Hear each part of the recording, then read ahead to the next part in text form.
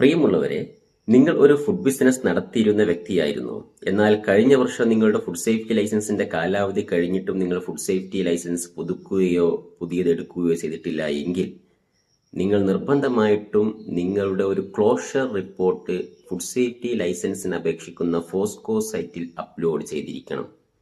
അതായത് food safety ലൈസൻസിന്റെ കാലാവധി കഴിഞ്ഞവർ അത് പുതുക്കിയിട്ടില്ലെങ്കിൽ തങ്ങളുടെ സ്ഥാപനം നിലവിൽ പ്രവർത്തിക്കുന്നില്ല അല്ലെങ്കിൽ തങ്ങളുടെ സ്ഥാപനം ക്ലോസ് ചെയ്തിട്ടുണ്ട് എന്നുള്ള ഒരു ക്ലോഷർ റിപ്പോർട്ട് നിർബന്ധമായിട്ടും ഫോസ്കോസിൽ ഓൺലൈനായിട്ട് അപ്ലോഡ് ചെയ്തിരിക്കണം.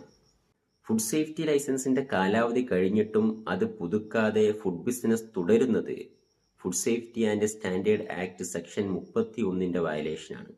അത്തരത്തിൽ ഫുഡ് സേഫ്റ്റി ലൈസൻസിന്റെ കാലാവധി കഴിഞ്ഞിട്ടും പുതുക്കാതെ ഫുഡ് ബിസിനസ് നടത്തുന്നത് 10 ലക്ഷം രൂപ വരെ പിഴ ലഭിക്കുന്ന കുറ്റമാണെന്ന് മനസ്സിലാക്കുക.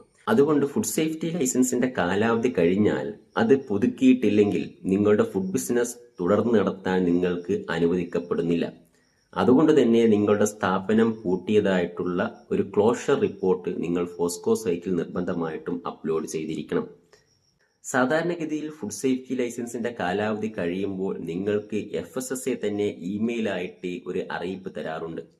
അതുപോലെ തന്നെ ലൈസൻസിന്റെ കാലാവധി കഴിഞ്ഞാൽ നിങ്ങളുടെ സ്ഥാപനം ക്ലോസ് ചെയ്യുന്നതിനുള്ള ഒരു നോട്ടീസ് FSSAയിൽ നിങ്ങൾക്ക് അയക്കാറുണ്ട്. അത്തരത്തിലുള്ള നോട്ടീസുകൾ നിങ്ങൾക്ക് ലഭിക്കണമെങ്കിൽ നിങ്ങൾ കൃത്യമായിട്ട് നിങ്ങളുടെ ഇമെയിൽ ID അപ്ഡേറ്റ് ചെയ്തിരിക്കണം.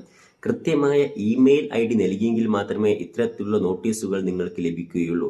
അതുകൊണ്ട് കൃത്യമായ ഇമെയിൽ ID അപ്ഡേറ്റ് ചെയ്യാത്തവർ അതും കൃത്യമായിട്ട് അപ്ഡേറ്റ് ചെയ്യാൻ ശ്രദ്ധിക്കണം. ഫുഡ് സേഫ്റ്റിയുമായി ബന്ധപ്പെട്ട കൂടുതൽ നല്ല വാർത്തകളുമായി നമുക്ക് വീണ്ടും കാണാം. താങ്ക്